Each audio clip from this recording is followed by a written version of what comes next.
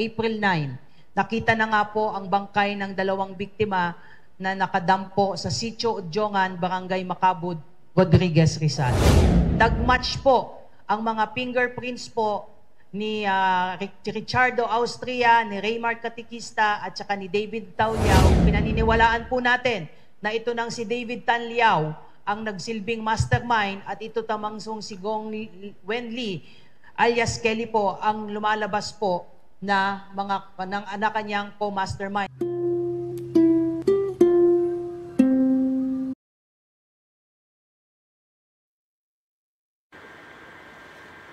Ito pong kaso po na ito ay nai-report po sa AKG ng pamilya noon pong March 30 at around 5:30. Immediately po ang anti-kidnapping group ay inactivate po kaagad ang kanilang anti-kidnapping action team to focus on this case.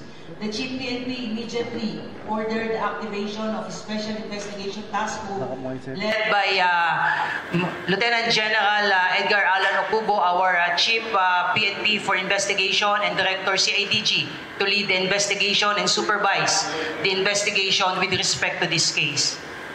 The first ransom demand was made on March 31, 2025. Immediately after the activation of the SITG, forwarding and backtracking of CCTV immediately initiated by members of the SITG. Shown on the screen are the timeline and the result of forward and backtracking of CCTV from the time the Lexus GUO 555 owned and driven by the one of the victims, Armani Pabilio, was seen arriving at around 10:25 a.m. of March 29. Same vehicle was monitored leaving the premises of Phil Nation at around 1:54 p.m. of March 29, 2025 and passing through Flying B gas station, Barangay Libtong, Maykawayan, Bulacan around 2:09 of March 29, 2025.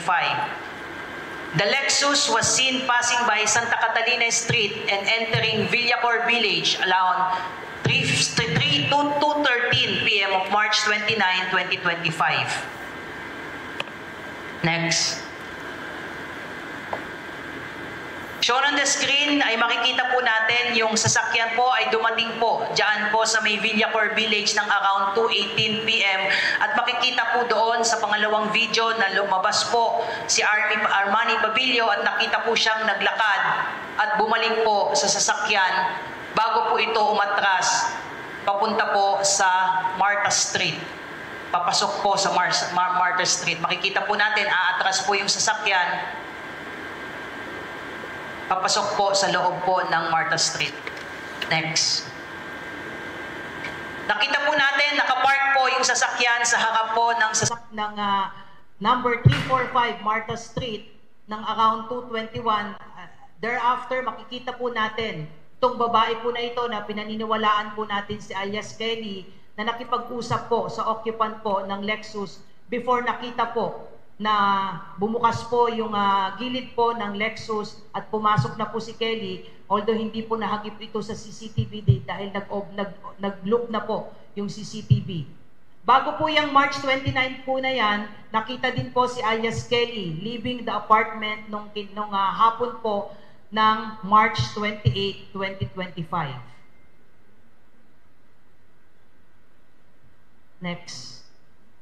Makikita din po natin, same day po, dumating po sa Marta Street ang Redford Everest kung saan lulan po si David Tanliao at makikita po doon sa pangalawang video, pumasok po siya sa loob ng mga around 3:33 p.m. po. And then makikita din po dito habang nakapark po yung Lexus ay makikita po na hagip po si David Tanliao na papasok po ng apartment 345.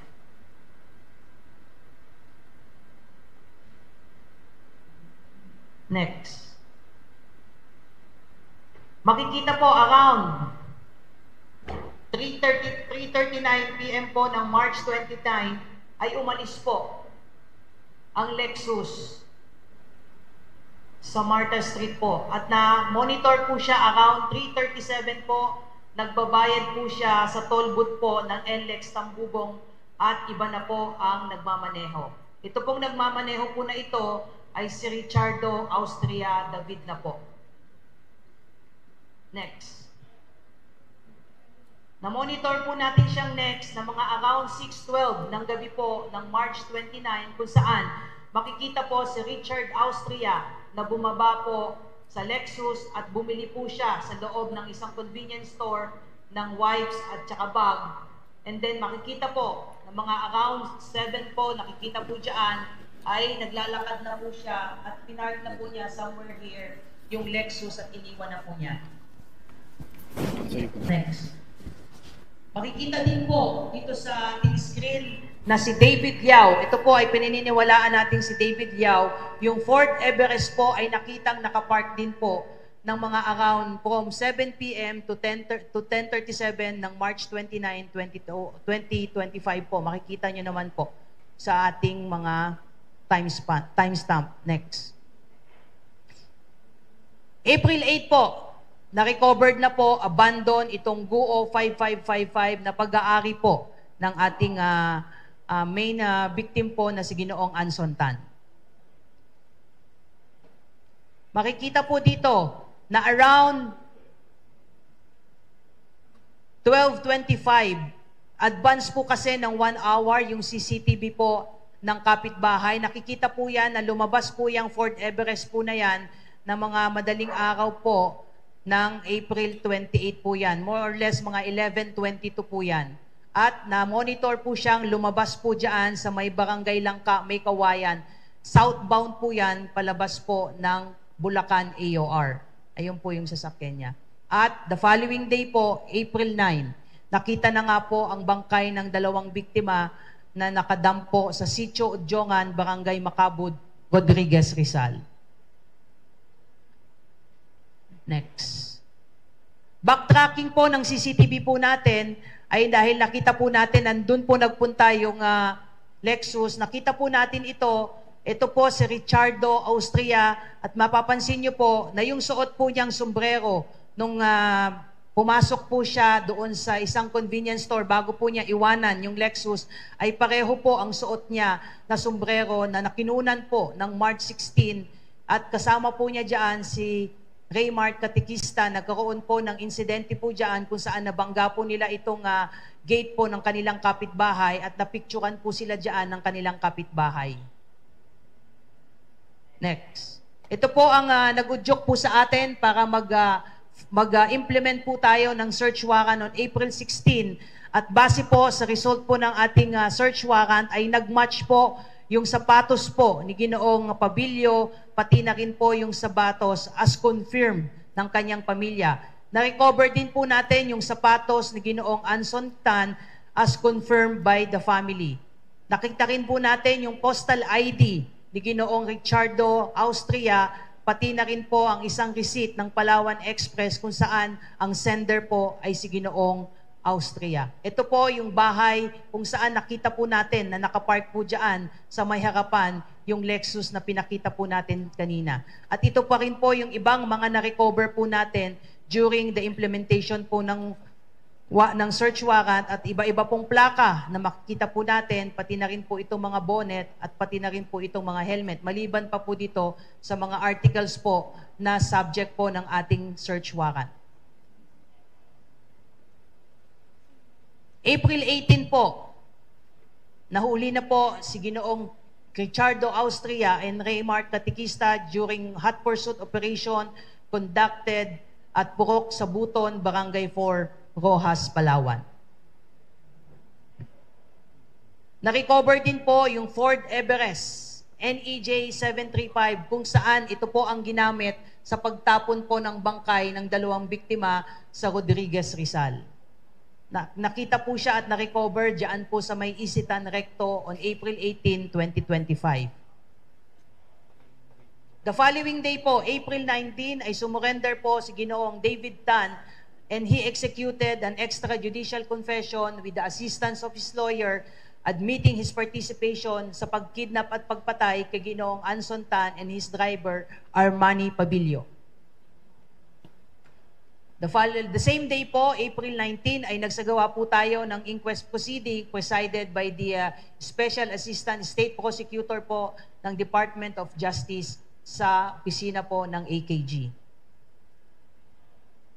Ito po yung mga forensic evidence po na na-recover po natin doon po mismo sa number 345 Marta Street. Nag-match po ang mga fingerprints po ni Richardo Austria, ni Raymar Catequista, at saka ni David Tauliao doon po sa mga na-recover po na mga ebidensya. Yung pong envelope na puti at saka yung pong Meralco bill at saka dalawang bonnet na nag-match po sa DNA po profile ni David Tauliao at saka ni Raymar Catequista. Yung DNA din po ni Richardo Austria match the DNA specimen na na-recover din po natin doon sa helmet na nasa motor po na pag-aari po ni Ginoong Austria. Yung mga spoon at toothbrush din po ay nag-match din po sa DNA ng biktimang si Armani Pavillo, pati na rin po si Richardo Austria. Ito po ay nagpapatunay at malakas na ebidensya po natin na ito pong mga victims po natin at ito pong mga suspect ay nandoon po sa loob mismo ng number 345 Marta Street. Kaya naman, nung pakibalik, nung April 30 po ay nag-submit po ang AKG po ng urgent motion to admit evidence para po ma-submit po natin itong mga kopya po ng 10 prints and fingerprint specimen nito pong mga suspect, pati na rin po yung mga DNA as process po ng ating forensic group. Next. Ito na po yung mga suspects natin na pinaniniwalaan po nating main players or mainly responsible sa pagkidnap at pagpatay po kay Ginoong Anson Tan. At pinaniniwalaan po natin na ito nang si David Tan Liao ang nagsilbing mastermind at ito tamang si Gong Wen Lee alias Kelly po ang lumalabas po na ng kanyang co-mastermind. At ito pong tatlo po na ito ang lumabas po na muscle men, support team at accomplices po ni Kelly at ni David Tan Liao. Sino po ba si David Tan Liao? Si David Tan Liao po ay isang Chinese national na pinanganak po sa Nannan City, Fukien, China. Pumasok po siya sa Pilipinas noong 1996 under the name of Xiang Jiao Xiao. Yung uncle po niyang si Yun Ming Shan ang nag-registered sa kanya sa NSO noong 1997 using the name Michael Agad Yung. He was arrested by NBI in 2009 for kidnapping. Kaya noong 2016, he applied again for late registration of his birth under the name of David Tan Liao. Siya po ang nagmamay-ari ng travel agency na Longxiang at Longxiang Law Firm na matatagpuan po sa Severino Reyes, Santa Cruz, Manila. He has a previous arrest record po noong 2022 for serious illegal detention and attempted robbery in Muntinlupa. Sino naman po si Anson Ke, ang ating biktima? Siya po ay isang Chinese national born in Guangzhou, Fujian, China. Moved to the Philippines in 1985 at siya rin po ang founder of Ellison Steel and known as the Steel King. Ipapakita po natin ngayon kung ano po ba ang koneksyon ni David Tan Liao and Anson Ke. Matagal na po silang magkakilala. Bago pa po kidnapin si Ginoong Anson Tan ay matagal na po silang nagkakakilala at nagkakasama sa mga functions po as proven by these pictures po. Makikita po sa pictures na magkatabi po si Ginoong Anson Ke at David Tan Liao sa isang pagtitipon at meron din pong pagtitipon kung saan pareho po silang sumumpa bilang miyembro po ng isang Filipino-Chinese chamber po. At pinaniniwalaan po na itong si Anson Ke at David Tan Liao ay mga aktibong members po ng Tong Guan Tang Mason, a lodge that operates within the Filipino-Chinese community. So ang sinasabi po natin dito ay ito pong si Anton Tan o Anton Ke at ito pong si David Tan Liao po are moving within the same circle in the Filipino-Chinese business community po. So talagang magkakilala po sila matagal na at ito ang tinitignan nating dahilan kung bakit talagang papatayin po ni David Tan Liao itong si Ginoong Tan dahil kilala po siya in spite of the fact na siya na po ay nagbayad na po ng ransom. Next. Sino po ba si Gong Wenli alias Kelly na tumatayo pong co-mastermind dito po sa kaso po na ito? Siya po ay native of Hunan, China.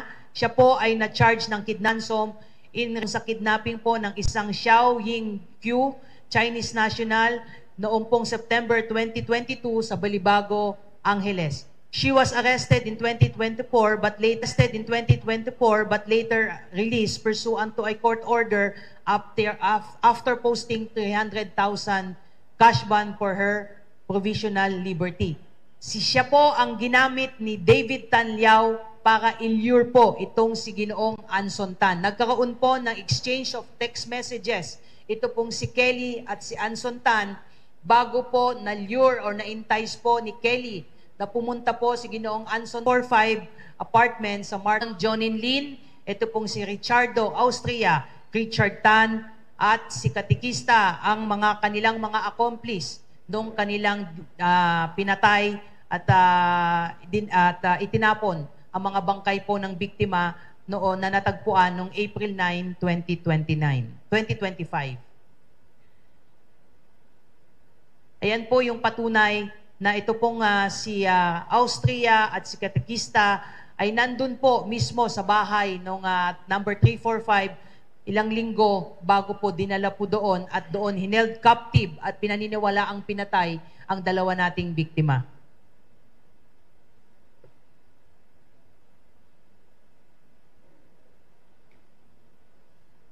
Kung matatandaan niyo po, sinasabi po natin noon pa na ito pong kidnapping case po ni Ginoong Anson Tan at nakasama na rin na biktima, si Armani Pabilio. Hindi po ito yung dati natin na mga kidnapping case kung saan snatch and grab ang ginagawa, hinaharang ang sasakyan, pasapilitang dinudukot at inaabdak ang mga biktima at magdedemand ng ransom at i-deliver sa kanila, palit ulo at i-release po ang mga biktima. This time around po, ito pong kaso po na ito ay naging napakahirap pong imbestigahan on the part po ng SITG dahil dumaan po ito sa money trail at pinaghirapan po talaga itong imbestigahan ng SITG, ng CIDG, ng ACG, ng AKG, kasama po yung ating Anti-Money Laundering Council, yung ating pong Presidential Anti-Organized Crime Commission, and of course yung ating National Security Council.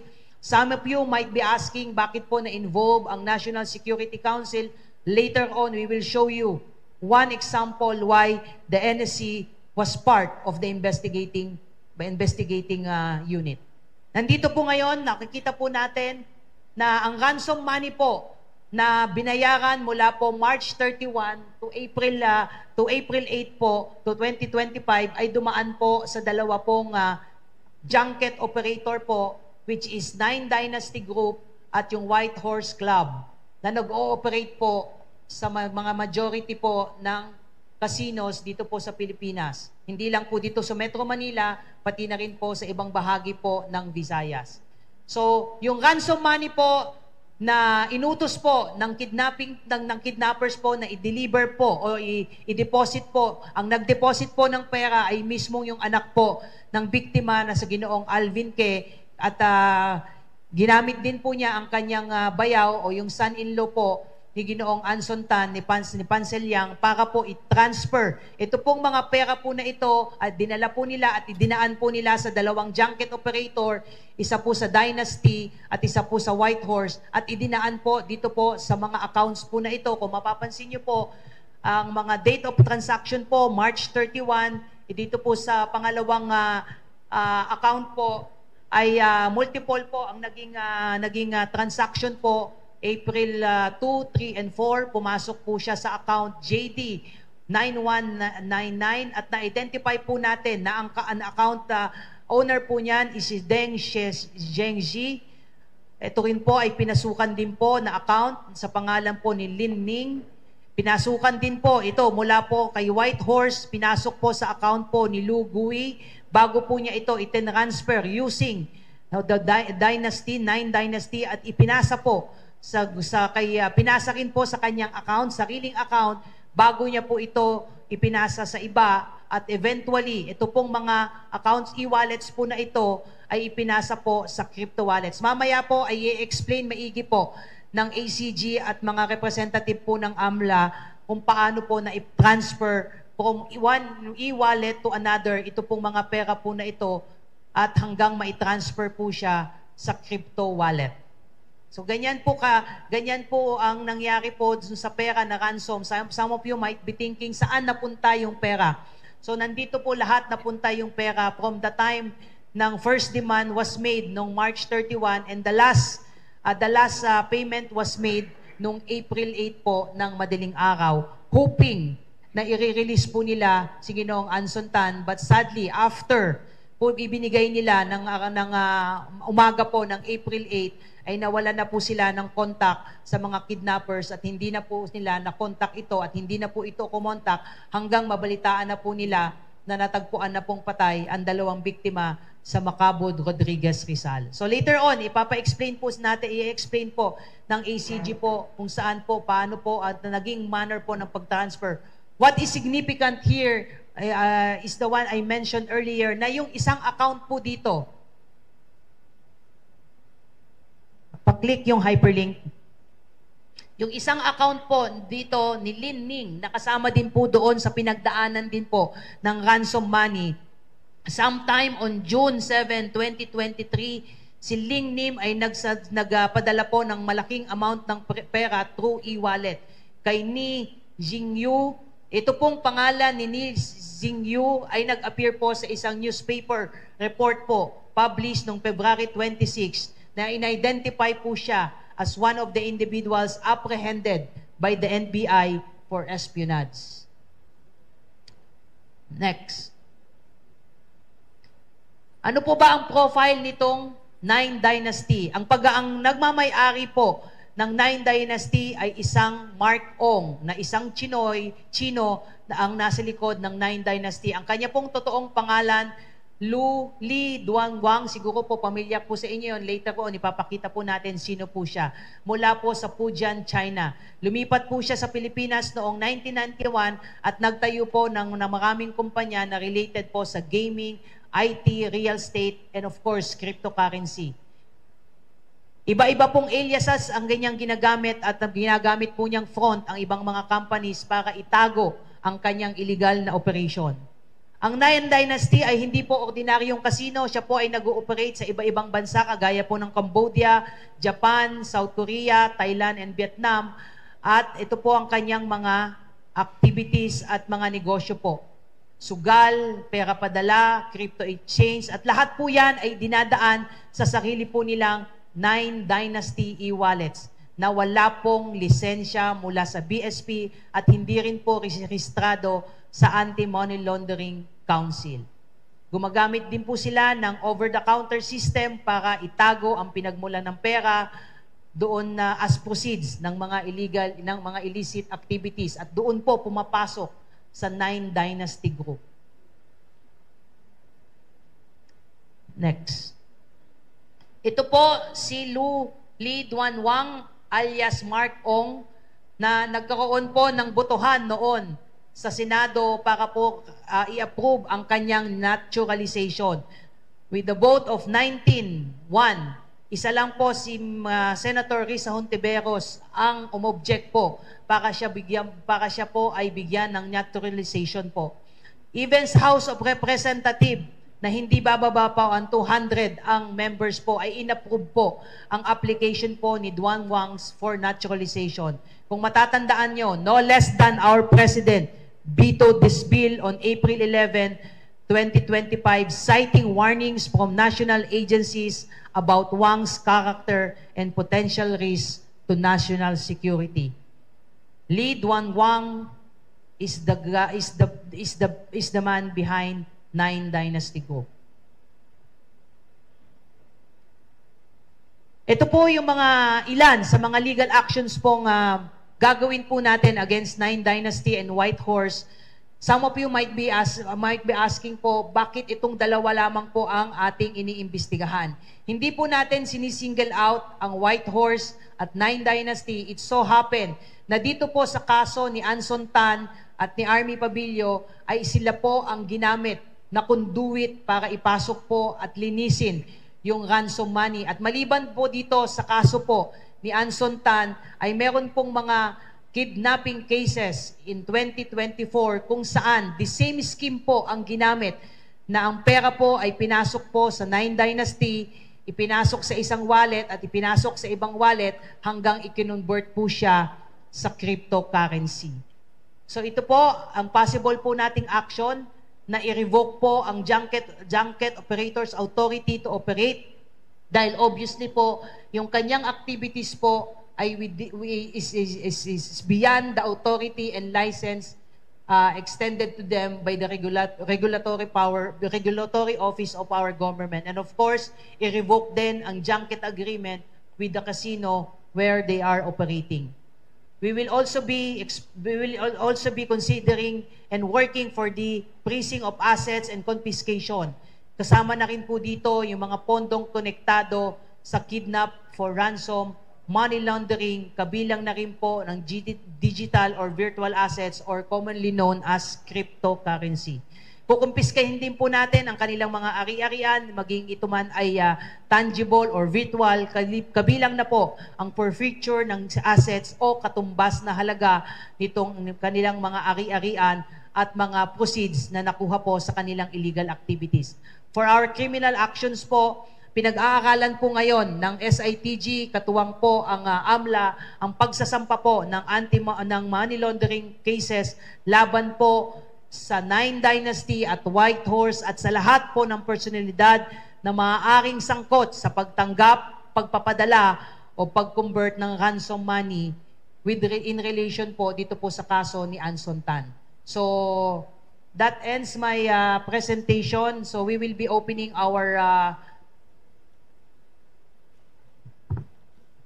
question and answer portion. Now we will be opening our question and answer portion. Gentle reminder for everyone, you will be given one question and one follow-up question.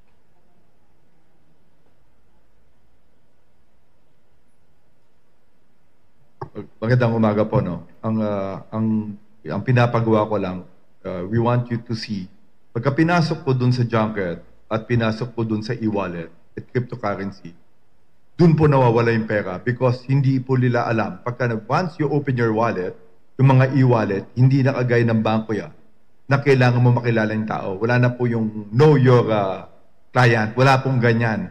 Anybody can open e-wallets and money can be transferred to you. Yun po yung ano. Kaya gusto ko lang pakita ng ACG with of course, na pinaalam namin sa AMLAC natin para makita nyo lang yung flow ng pera. Once pasok po yung pera sa virtual, dun po nagkakaroon tayo ng problema. Why? Because nobody knows who owns that e-wallet. It's only numbers. I can open any e-wallet right now.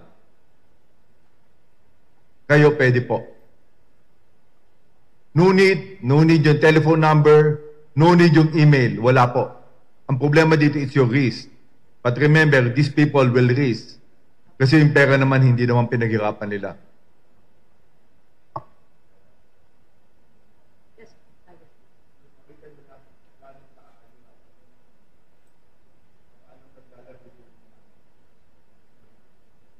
If you'll see, ito po yung numbers ng crypto wallets. Numbers lang yan. That's case sensitive, ang ina natin, TW, arami po yan, more or less 20 to 40 numbers, but no person. That's only virtual identity. Once you put it there, it will be hung. Maghahang lang sila, depende kung kailan sila i-release. Yan. So, dahan-dahan na pag mag-i-spread out, pag i-spread out, yan ang problema natin. Yan po yung yun po yung pinapahabol natin sa AMLAC, yun po yung pinag-aralan na how we can regulate po yung mga ganyang bagay.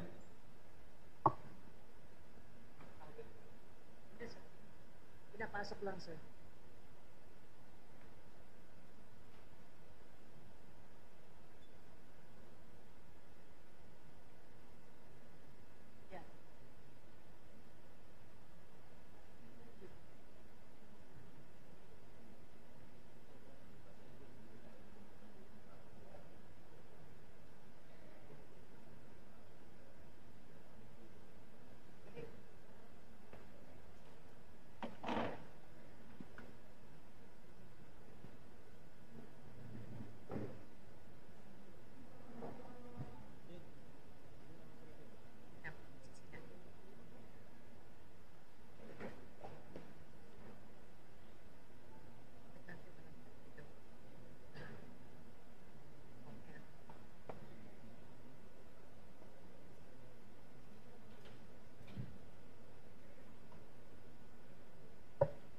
Magandang umaga po sa ating lahat.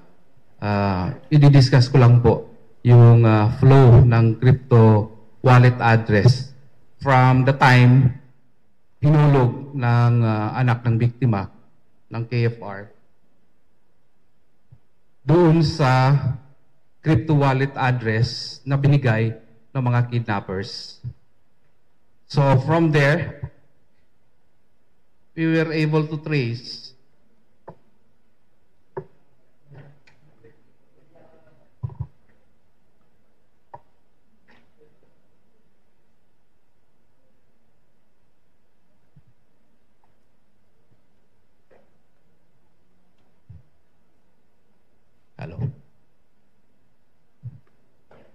So initially po, ito yung binigay na wallet address ng mga kidnappers.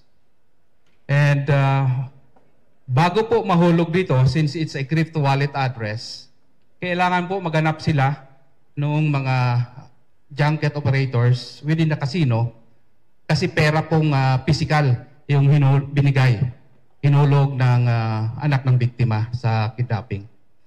So, nung hinulog nila rito yung pera, physical, na-convert na po dito into crypto money. So, dito po, dinala yung pera from physical money to crypto wallet. At itong pinagbula na po ito, na crypto wallet address, yung isa lang po na binigay na address ng mga kidnappers ay na-trace po natin into the different e-wallet addresses. So ganun po kahirap yung pag-trace ng ating mga investigators doon sa ransom money. So what we did is we already sent subpoena doon sa local virtual asset service providers. Yung nasa labas naman po ng ating bansa ay nagpadala na po tayo ng preservation order. So right now, we are waiting for the reply ng counterpart natin sa ibang bansa. Last night, meron po tayong na-receive na reply na meron na pong certain amount that was already frozen by the one virtual asset service provider. Hindi na po namin muna babanggitin dahil tuloy-tuloy po yung kanilang cooperation dito sa investigation po natin. So ganito po, kahirap yung pag-trace ng ating mga investigators. Napakarami pong virtual addresses yung pinadalhan from the time na nagbigay sila ng iisang address lang po. So ito po yung explanation nitong graph na ito at kitang-kita po natin yung mga pinagpadalhan ng pera. Maraming salamat po.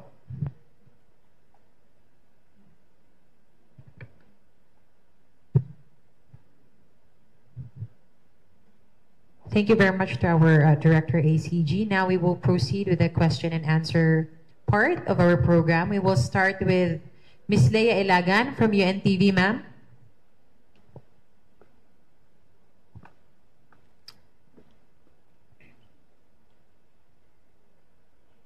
Morning, sirs. Sir, doon sa sinabi nyo na crypto wallet na natukoy na ng ACG, ilan po itong pinagpadalahan? At ilan na yung napadalhan natin ng subpoena? Ma'am, locally, sa virtual asset service provider, meron po tayong 2 company na napadala. Hindi na po namin i-mention yung pangalan. Pero nakapag-provide na rin po sila ng details for the KYC or the Know Your Customer information na ibigay na rin po sa amin. At doon po sa labas ng bansa ay nakapagpadala na rin po tayo ng isang preservation order. At yung isa po ay nakapag-reply na sa atin. Merong certain amount that was already frozen by that company. Thank you. Pero sir, ilan lahat po yung natukoy natin na mula doon sa mga junket operator, ginawang crypto, tapos kumalat? Ilan lahat yung mga account na pinagkalatan, sir? Kung natukoy nyo na po lahat.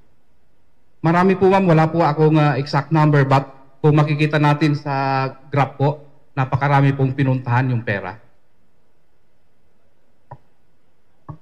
Ano to ito kahapon we're just discussing, parang ahas to eh. Ngayon, freeze mo ngayon, bukas ililipat-lipat lang nila. Yun ang problema natin ngayon. They can make any e-wallet anytime, any second. So they can transfer money at a given, ganun kabilis. Pa-freeze natin ngayon, mamaya wala na yung pera. Dire-diretso, yun ang nagiging problema natin. Habang tumatagal yung humahaba yung paper trail natin.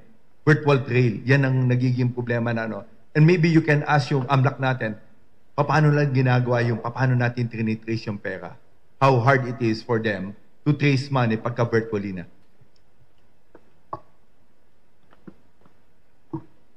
As mentioned by PNP po during the briefing, there were 2 wallets used here. Multiple wallets po of dito po sa slide na to. Makikita nyo po yung e-wallet. Ito pong e-wallet na to, ito yung hawak po nung junket operators. Ito po yung hawak ng mga players nila. Hindi na po namin na-detail dito, pero marami pong movements between e-wallets. Ito pong mga e-wallets na to. And then eventually, doon po sa mga makikita nyo between the red and the blue ones, the red ones po are the crypto wallets. So, tumawid po yung pera from the e-wallets to crypto wallets. It was converted na po. And then from conversion, marami po yung pinuntahan. There were a lot of crypto wallets used po. Hindi naman po siya untraceable. We can trace that, especially using po yung tools ni PNP po, ACG. Yung challenge lang po, gaya po na sabi ni Chief PNP po, from one wallet, mabilis lang po gumalaw to another. Mabilis pong gawin. Yun po yung challenge natin. Okay. Sir, ibig sabihin, naka-float pa lahat itong perang ito o merong kung baga sa bangko na withdraw na or naka-float pa rin? As mentioned po ni Sir Yang po, meron na pong wallet na naka-freeze ngayon, but the others po, nasa blockchain pa po. Sir, magkano yung naka-freeze? Kung pwede lang malaman. Yung naka-freeze na, sir, magkano kaya? To be exact, 79,800 plus yung na i-forward sa amin na reply that was already frozen. 79,000 USDT.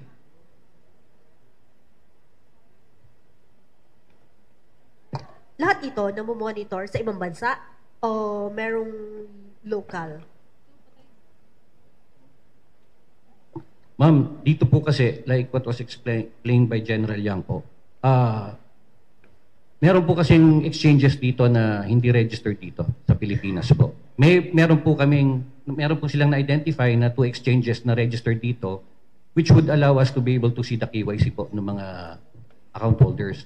Pero yung ginamit po nila na other exchanges na unregistered po sa Pilipinas, that is the challenge po. Where meron man po din silang way of getting to those exchanges. Nakakapagsulat naman din. Thank you very much, ma'am. Next, we will be having Ms. Third Ann Malonzo from Sunstar. Good morning po. Sir, pwede ba namin malaman, gaano kalaki yung ransom money na pinag-uusapan natin? Kasi kung compute mo yung 79,800 USD sa Philippine peso, that would be 4.6 million something. So magkano po ba yung total na ransom money na ibinigay nung pamilya ng victims?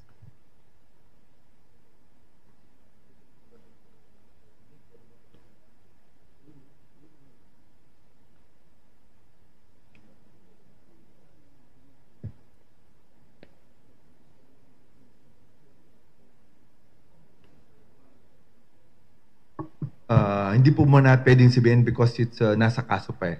We'll just make yung kaso maayos muna namin lahat. So hindi mo namin dinidwal siya.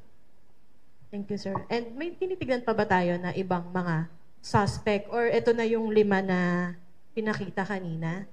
And kamusta po yung paghahanap dun sa isa, yung Johnny Lin, tsaka po dun sa babae po? Based on sa investigation namin, ito lang yung tao. Kaya pansinin nyo, hindi siya kinidnap mo, no? They know each other. Yun si David Tan Liao and yung victim, magkakilala sila. In fact, kilala nila si Kelly yung babae na to. Kilala rin nila si John Lin. So, we are backtracking all the meetings conducted by the victim before March 29. So, nakita natin, based on sa mga investigation natin, nag-uusap pa sila. They know each other. Kaya nga, ang tingin namin, talagang, hindi ko masabi kung naintay siya doon pumasok. But since they know each other, kaya madaling pumunta si Anson Ke doon sa lugar na yun. Walang station, kaya bumaba siya, na pumunta siya sa bahay. Kasi magkakakilala silang lahat eh. Kilala niya si Kelly Tan Lim o Win Lee. Yun lang po. Thank you. Thank you very much, ma'am. Next, we will be having Mr. JP Soriano from GMA7.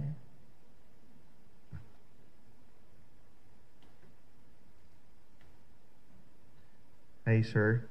PNP Chief, good morning. Sir, have you found any, let me just go back lang dun sa money trail, no? Have you found any other connections aside from the bank account of Lin Ning, who allegedly deposited money to one of the Chinese nationals previously arrested on espionage cases or charges? Are there any other indications that this kidnapping case, or at least the suspects, are linked to the Chinese nationals involved in the espionage cases?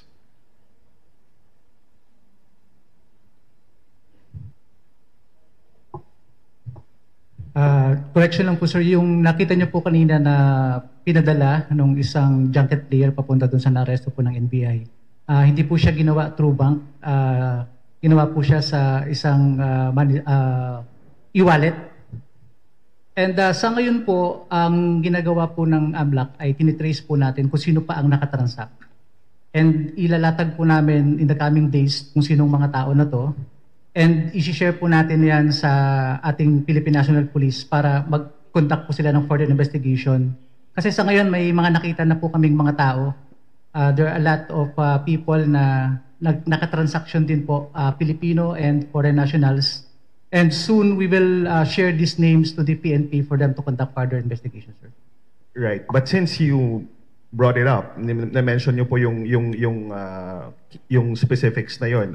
I'm sure PNP is also coordinating with the NBI and other agencies about this, no? Kung ano yung connection talaga, kung meron man, sir. That's why po magkakaroon po kami ng yung JAFNAC, that's Joint Anti-Kidnapping Action Committee. It's really to look yung mga ano, kasi dito yung pera talaga, hindi lang dati ang pera natin, it's physical. It's easy for us to trace yung pera. Ngayon hindi na. Yun na napupunta sila sa e-wallet, and that e-wallet right now, you can withdraw it anywhere in the world. That's a problem not only in the Philippines but around the world. How to regulate yung cryptocurrency. Yung mga e-wallets ngayon, you can easily open it once you have the application. Pwede ka maglagay. Pwede mo lagyan ng pera. Yun ang gusto natin. Ang bottom line lang nito, ang sasabi lang natin, paano natin sa mahula? Kasi dito, hindi matatapos to, kaya we have to freeze them right now para hindi na mailabas. Kasi makikita mo yun, once na ma-convert yung cryptocurrency to a virtual, to a physical, doon lang natin makikita. At least makikita mo yung know your client. Anong banko, ano yung ano, kasi magiging physical na yung pera. I sure understand that it's extremely difficult to trace once it's coursed through e-wallet. What I'm asking is, interested ba kayo doon sa fact na may pinadalhan ng pera yung isa sa mga sangkot sa kidnapping sa isa pang Chinese national na sangkot sa espionage case? I'm just trying to figure out how is it connected, or is there really a connection, or wala naman ba?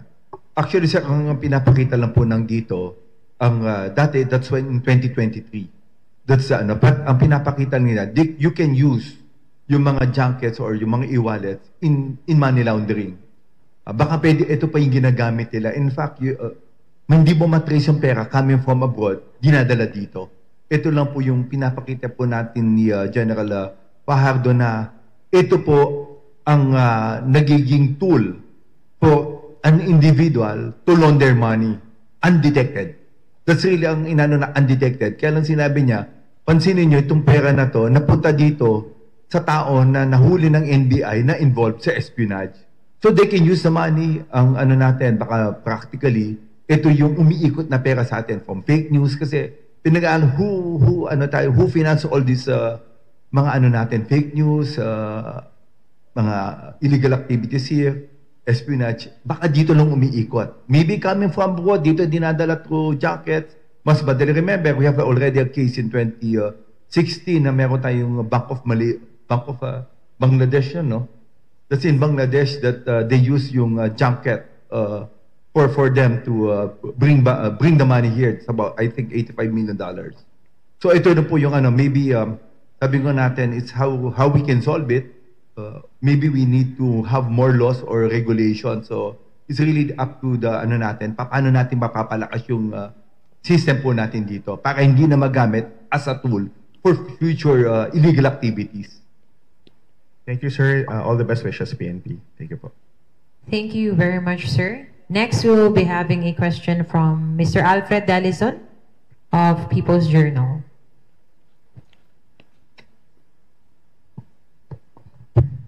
Morning, sir. To Chief PNP, sir. Sir, first question lang. Are you getting the right response from Chinese government authorities dito sa investigation na to? Kasi considering na yung mga main suspects natin are Chinese nationals too. Lalo na dun sa tracing ng money trail. Yes, of course, ginagawa natin, kausap po natin yung Chinese police nila. Yung police attaché nila to talk it out. Tumutulong rin sila eh. Kasi itong mga dito, kaya mga malalakas yung mga yan, mga iba, hindi registered, mga illegal. Overstaying na yung mga ibang Chinese dito eh. In fact, yun yung mga nagiging ano natin, kagaya nga nitong si David Tan Liao. Just imagine, no? He changes his name many times. Hindi natin na-detect. So, just imagine, from 1990, kung ano, up to na 2016, nandito pa siya, oh. And he assumed a different name na David Tan Liao, na iba pa yung pangalan niya. Chang Jong Xiao, that's Michael Agadyong, that's David Tan Liao. In fact, meron pa nga siyang baril, eh. sa ano, and he has he got I think yung birth certificate. So tinitingnan how can we coordinate yung inaano natin, paano natin mapapalakas yung regulatory body natin na hindi na tayo mapapasukan ng mga ganitong tao. Ngayon, yun po yung ginagawa natin, yung mga dun sa, kaya kinukuha natin yung mga Chinese police para yung mga tao dito pumapasok, we verify kung may mga kaso sa China. Yun ang gusto natin. Dapat hindi sila makapasok dito. Kasi yun lang naman ang protection natin eh. Once they enter here, it will be, mahihirapan na ang ano natin because they assume different names. Yun ang ano natin. Yan ang nagiging balakid natin sa investigation po natin. But the Chinese community right now, the Filipino Chinese is helping us. Remember, yun si David Tanliao, no? Part na yan, you know? Kung makikita mo, he's been, marami na siyang pictures na ano na siya dito. Nakapasok na siya dito sa society natin. Been part of the Filipino Chinese community. So, marami na siya napuntahan. Marami na siyang kilala. I think the pictures was already shown in the Facebook kung sino-sino mga politicians na nagpa-picture sa kanya. Yun ang ano natin. Sir, last question ko lang. Yung presentation po ni General Fajardo, yung tungkol kay Mark Ong, si Lee Duan Wang, sabi po niya, since 1991, nandito na sa Manila, operating yung mga different businesses, tapos being used to launder drug money, ransom money, saka other dirty money. Sir, ano pong role ng PNP? Kasi nabito po ni President Marcos yung supposed to be magiging Philippine citizen na siya na inapprove na po ng Senate and Congress. Nabito po yun dahil may mga report po ang national agencies. Siguro po kasama po ang PNP dito.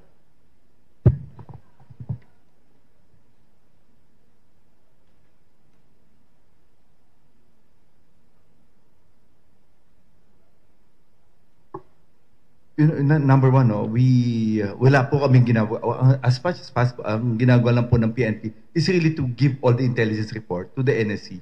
Yung mga ano po natin. Because the NSC collect all the information, tapao, sila po yan. Kami, we just, kung ito po yung mga nai-involve. But with regard to the veto of the President, I have no knowledge kung paano nyo pinito. But kami, we'll just give all the information and collate it dun sa National Security Council po natin.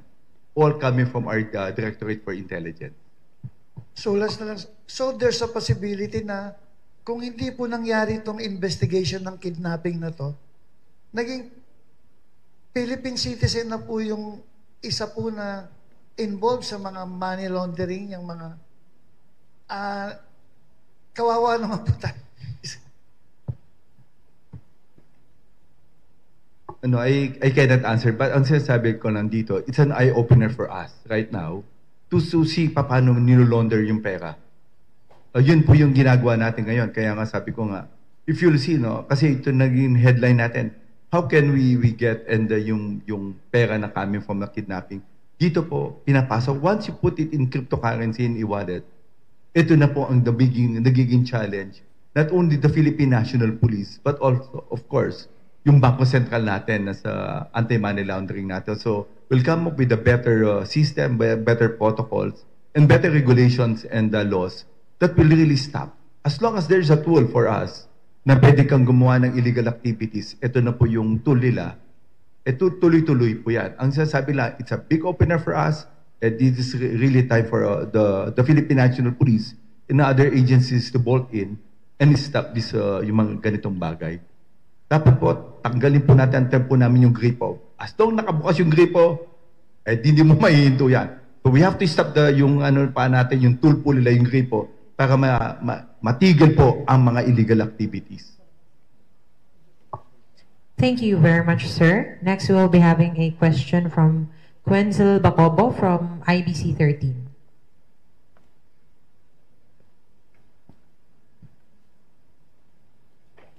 Hello.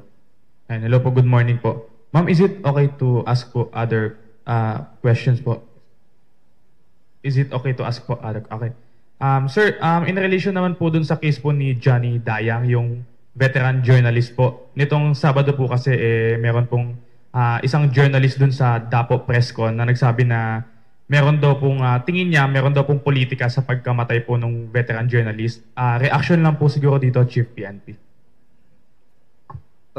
Meron na po tayong main suspect. We're looking for the main suspect right now. So hindi ko muna sasagutin kasi ano yan conclusion na yan. But as of now, we're looking for enough evidence. Nakita na po namin sa CCTVs. Nakita po namin yung identity ng bumarel. May file na po natin. But beyond that, hindi po namin nakukuha yung tao. So ito na po yun. But ano natin, more or less na-solve po natin yung case. We're just waiting for the final of case at identified na po yung suspect. Thank you very much, sir. And a gentle reminder to everyone, we will be catering questions related to Kong Yuan first, then the other matters will follow later. Thank you. Next, we will be having question from Mr. Jeff Caparas from ABS-CBN. Hi, Chief. Good morning, General. Sir, follow-up lang doon kay JP. Just want to have a clear statement. May nakikita ba kayong connection nung mga kidnappers doon sa suspect for yung nahuli for espionage? Kasi napasahan siya, sir. May nakikita ba kayong connection? And then, paki-elaborate lang din, sir, na the cryptocurrency has being used to fund yung sinabi niyo po na fake news, mga fake news peddlers. Go ahead po, General. Right now, wala pa kami nakikita ngayon. Kaya ito po yung hinahabol namin. No? Ito lahat ng pinag-aaralan namin with the help po ng AMLC natin to open all the accounts. Lahat na nahuli po natin, paano nila yung funding nila. Kasi ito, pag nahuli, makikita mo kung sino nagpa-fund sila That's the reason why we're looking. Ito po yung, di ba, pansinin nyo, ikot-ikot ang pera, ang bilis ang e-wallets But of course, hindi conclusive, but we're looking all the details. We cannot conclude yet. Pero so far, General, nakita nyo palang connection is yung pagpasa ng crypto. Ang sinasabi lang natin, nagagamit lang itong mga junket for money laundering, illegal activities. Ito lang po yung sinapol natin na ito po yung nangyari during the time na pwede ka magpasok ng pera sa atin using the junket. But as of now, there's no correlation between the kidnapping and the espionage. Wala pa po. Okay, Chief, probably from you or from the AMLAC, ano po yung naiisip nyo na para ma-regulate at hindi magamit yung mga crypto? Sir, if I may answer po, add muna doon sa isang tanong niyo po kanina. Ito pong si Ling Ning, sir. Kaya ho namin nahagip itong report na to, confidential report, is because yung e-wallet po niya was also used doon po sa KFR po. Kasama po siya doon. Kasama siya doon, kaya nung binaktrack po natin, nakita po natin na may report na rin po pala earlier na may transaction siya kay Nin Kin Huy. Kasi ito pong e-wallet po na ito ng player po in the junket, ang primary purpose po niyan is only for gaming po dapat. Okay. Pero yung nakita po natin dito, nagkaroon po ng exchanges between e-wallets. And that is po what we want to our regulators to check. Tsaka to explore pa, attorney. Apo, yung between e-wallets, e-wallets for gaming, may mga exchanges siya. So that is what we want our regulators to check po. Same here po. Okay, attorney, since ikaw nandiyan ka na po, no? Forgive my ignorance, no? Sa mga hindi familiar sa crypto, kung may physical na pera ka, ililipat mo ng crypto, nababawasan yung pera mo. For example, 200 million, ililipat ko sa crypto. May appropriate charge ba yan? Like sa mga e-wallets, kapag magta-transfer ka sa bangko, from your e-wallet, merong fee na 10 pesos, 15 pesos. Forgive my ignorance, sir. Paano, how does it work? Pag meron akong perang gantong amount, magkano ang charge dun sa e-wallet system? Go ahead, attorney.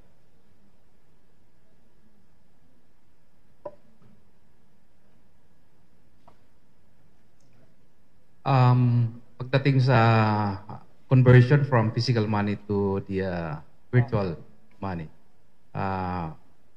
meron pong tinatawag tayong fees na tinatawag. So definitely magcha-charge kung ano man yung virtual asset service provider para magkaroon ng transaction. So meron po. niyo, sir, corresponding for every million, magkano? Depende po sa virtual asset service providers. Nagbabari po yung mga bayad din po dyan. Chief, last question. Sir, yung nakaraan, you give us updates dun kay Alvin K. for you filed a motion for the removal niya for the respondent. Sir, dun pa lang po sa filing for the removal, for the motion, is it safe to say that nagkamali po talaga tayo to include him in the first place? Number one, hindi po kami nagkamali, no? That's a confession made by David Tanliao. Yun po yung kasama po dun sa confession ng pangalan ni Alvin Ke. So since kasama siya, they have to investigate and we have to file yung case. But when we, syempre of course, kailangan namin ng proof. Hindi lang po you have to, yung sinabi niya gospel truth. So inimbestiga na, based on sa investigation po natin, doon sa mga pinagsabi niya, we don't see any siya, nakasama. Although si Alvin Ke and David Tanliao, kilala po sila. Magkakilala silang lahat. Yun po yung katotohanan doon. Yun nga, Chief. Kasi kung nasama siya sa pangalan, nung binanggit siya ni David Tanliao, yung pangalan niya, so nakasama siya sa respondent. So ibig sabihin, sir, tas na-i-file siya. Tapos kasi nag-file tayo, sir, ng motion eh. So in the mere fact that we filed the motion, na-i-pasa siya, sir, di ba? Parang niretract po yung dating eh. So can you kindly explain that to us, sir? As CIDG to answer po. Okay. Nangyari ang lahat ng yon sapagkat ifinal namin ang kaso Sabado de Gloria. Ang investigation is nasa Holy Week. Biyernes Santo, Huwebes Santo, Biyernes Santo namin nakuha si Raymart Katekista at saka si Calvo, si Richardo sa Palawan. At yun ay hot pursuit operation. So tied kami sa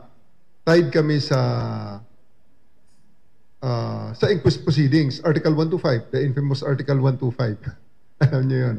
So, dahil kailangan naming ihabol yun, at meron kaming dokumento ngayon na ito ay kasali si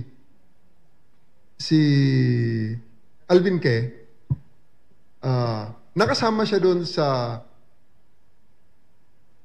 submission na yon sa inquest, pero siya ay para recommended for PI and actually DC-20 pa.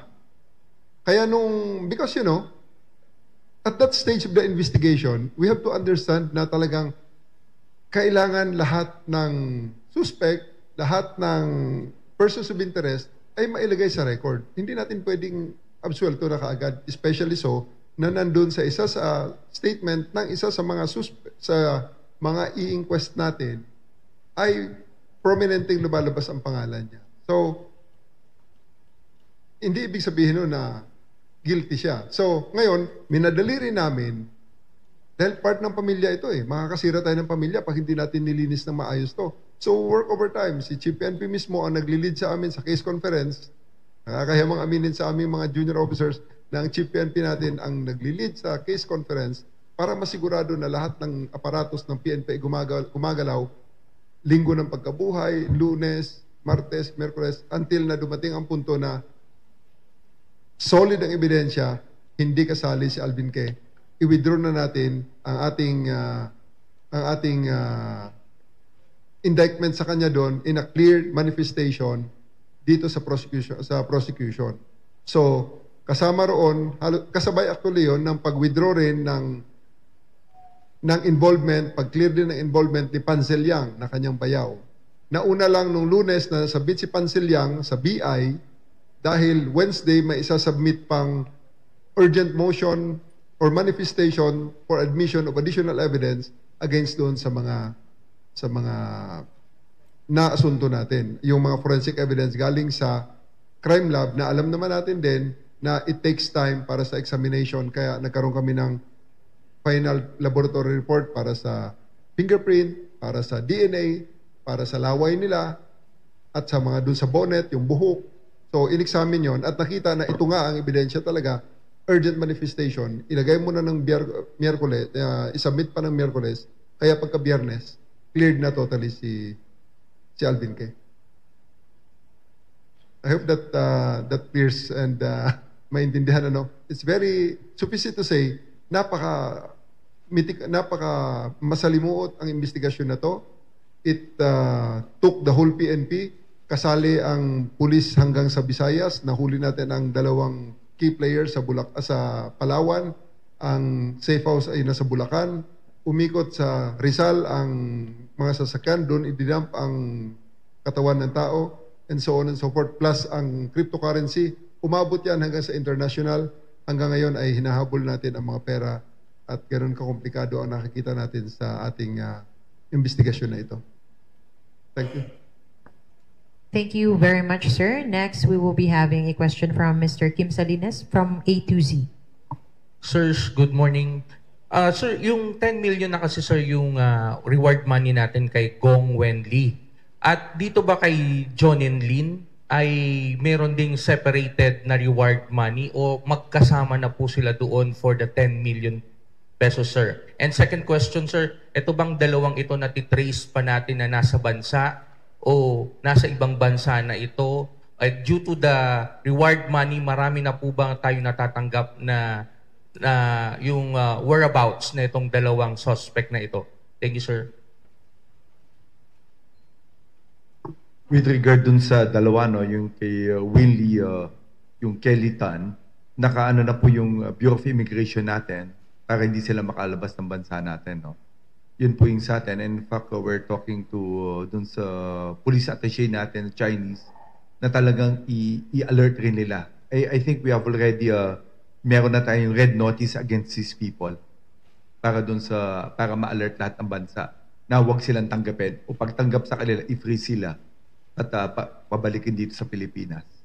But as of now, yung si Gong Wenli nandito pa. We are monitoring her dun sa ating bansa. Wala po kami report dun sa Bureau of Immigration po natin. How about sir yung kay John and Lin? Nandito pa rin po ba siya, sir?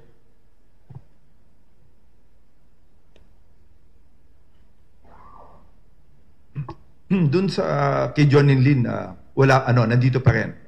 Ang sasabi ko lang si Wenli Gong, yung si Kelly, ito lang po yung reward ng 10 million. Kailangan namin kasi siya yung nagpalipat-lipat ng pera. Yun ang pinaka natin.